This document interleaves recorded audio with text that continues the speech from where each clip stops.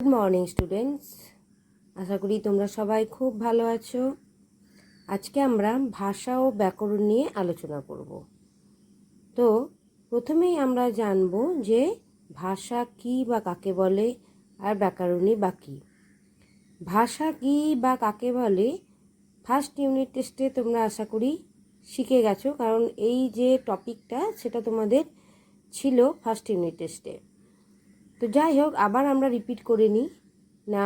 ভাষা হচ্ছে আমাদের মনের ভাব প্রকাশ করার মাধ্যম, অর্থাৎ ভাষার মাধ্যমে আমরা আমাদের মনের ভাব একদিকে যেমন প্রকাশ করতে পারি, আবার অন্যের মনের ভাবও বুঝতে পারি। তাহলে এক কথায় কী বলা যাচ্ছে না, ভাষা হলো মনের ভাব প্রকাশ করার মাধ্যম। এই হলো ভাষার ব্যাপার। এইবার চলে যাব আমরা ব্যাকরণ। ব্যাকরণ কাকে বলে না, দেখো আমাদের পরিবার, আমরা তো পরিবার বা সমাজের মধ্যে বাস করছি। তো আমাদের পরিবারে বা সমাজে বাস করতে হলে বেশ কিছু আমাদের নিয়ম কানুন মেনে চলতে হয়। যেমন তোমরা স্কুলে যাও, নিয়ম কানুনের মধ্যে তো তোমাদের থাকতেই হয়, তাই না? ডিসিপ্লিনের মধ্যে তো থাকতেই হয়। সেরকমই পরিবারেও থাকতে গেলে এমন নয় যে সেখানে কোনো নিয়ম কানুন থাকবে না, কোনো ডিসিপ্লিন থাকবে না। সব জায়গাতেই, অর্থাৎ স্কুলে যেমন একটা নিয়ম কানুন থাকে, পরিবারেও সেরকম বাস করতে গেলে একটা নিয়ম কানুনের মধ্যে থাকতে হয়। বা সমাজে যদি বাস করো, সেখানেও কিন্তু অতি অবশ্যই একটা নিয়ম কানুনের মধ্যে থাকতেই হবে, অর্থাৎ নিয়ম কানুন মেনে চলতে হয়। সেরকমই ভাষা শিক্ষার ও কতগুলো নিয়ম কানুন আছে। ভাষা শিক্ষার নিয়ম কানুন অর্থাৎ কি না, ভাষা শিক্ষার নিয়ম কানুন হচ্ছে যে বই পড়ে আমরা এই যে নিয়ম কানুন জানতে পারি সেটাকেই বলা হচ্ছে ব্যাকরণ। অর্থাৎ তোমাদের মনের মধ্যে হয়তো প্রশ্ন যাচ্ছে যে ভাষা শিক্ষার এই যে নিয়ম কানুনের কথা হচ্ছে, এই নিয়ম কানুনগুলো আমরা কোথায় জানব? না, আমরা বই থেকে জেনে নেব। অর্থাৎ যে বইয়ে এই যে নিয়ম কানুনগুলো লেখা থাকবে সেই বইটিকে বলা হচ্ছে ব্যাকরণ। অর্থাৎ এবার আমরা সংজ্ঞার দিকে চলে যাব।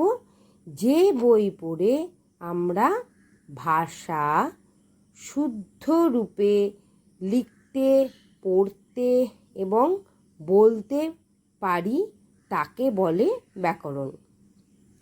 অর্থাৎ যে বই পড়ে ভাষা শুদ্ধ রূপে লিখতে, বলতে এবং পড়তে পারা যায় তাকেই বলা হয় কি না ব্যাকরণ।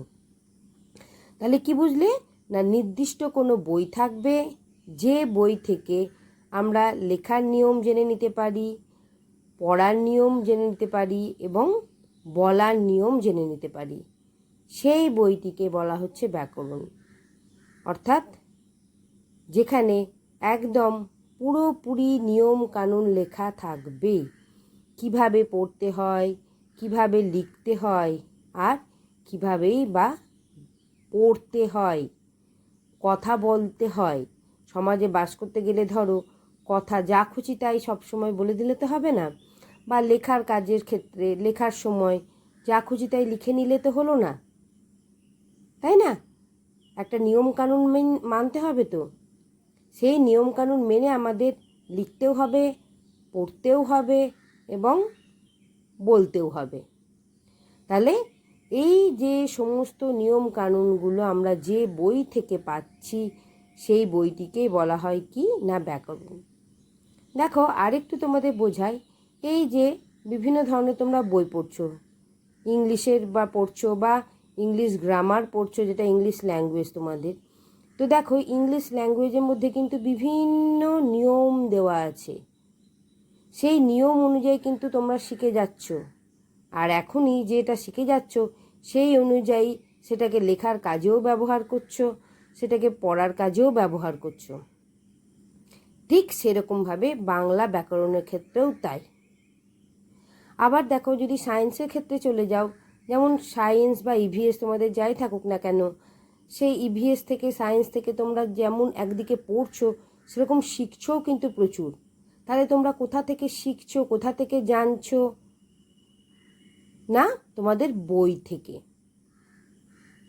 কিভাবে কি হচ্ছে, যেমন ধরো ওয়াটার সাইকেল কিভাবে হচ্ছে, তারপরে ফুড চেন, এই যে সমস্ত বিষয়গুলো তোমরা জানছো কোথা থেকে? না, সায়েন্স বুক থেকে। সেরকমই বাংলাতেও বা বাংলা ব্যাকরণেও এইভাবেই আমরা জেনে নেব যে নিয়ম কানুনগুলো কী কী, অর্থাৎ লেখার, পড়ার, বলার যে নিয়ম, কিভাবে বলতে হয় কথা। একটা সমাজে বাস করছো, আমি যা এলো সেটাই যে বলে দিলাম তা তো নয়। নিয়ম কানুনের মধ্যে থেকে কথা বলতে হবে, নিয়ম কানুনের মধ্যে থেকে লিখতে হবে। কোনো কম্পিটিশান ধরো হচ্ছে, সেখানে হয়তো তোমাদের লিখতে দেওয়া হলো একটা রচনা। তো রচনা যদি নিয়ম মেনে লেখা যায় তাহলে তো তুমি অবশ্যই সেরকম মার্কস পাবে।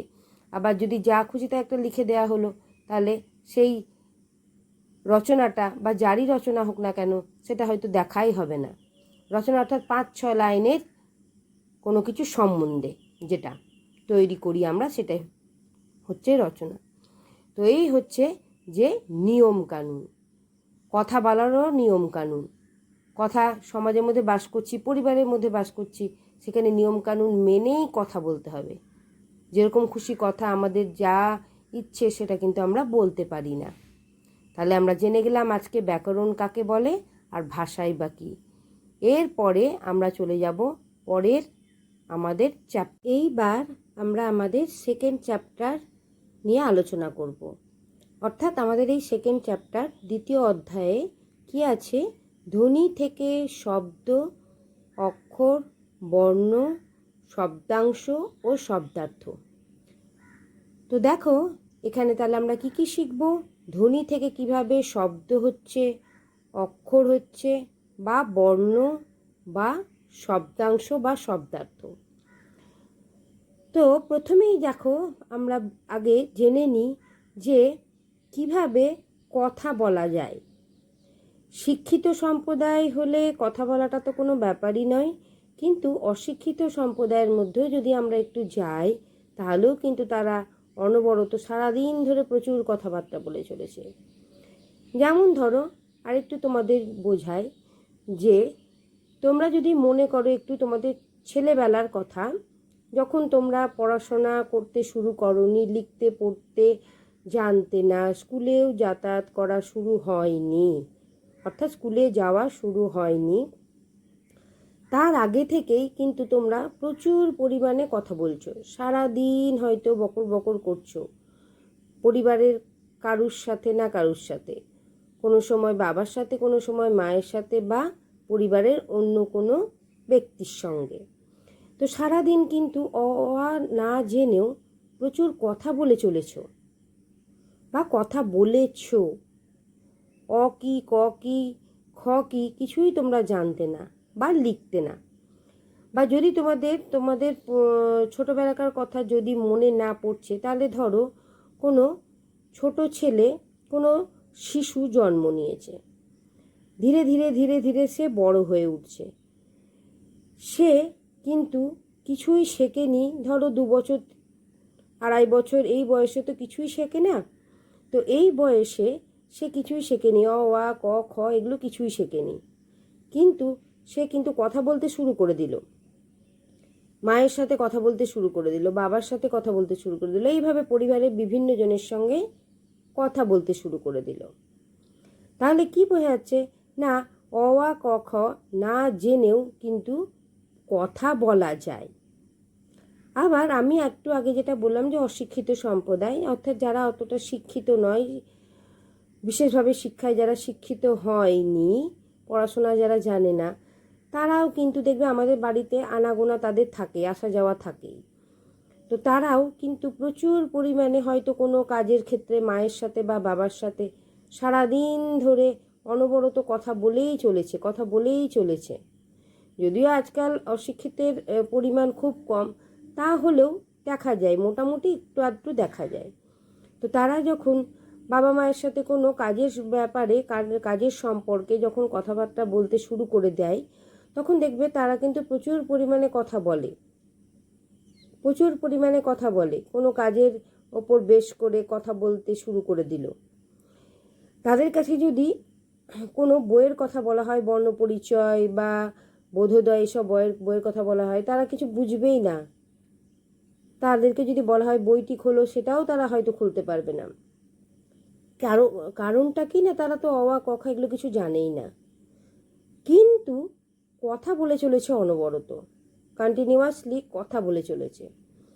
তাহলে এর থেকে আমরা কি বুঝতে পারছি না, দেখো, বর্ণ পরিচয় না জানলেও, অ আ ক খ এগুলো না জানলেও কিন্তু কথা বলা যায়। অর্থাৎ শুধু কথা বলাই যায় না, অপরে কি বলছে সেটা বুঝতেও পারা যায়।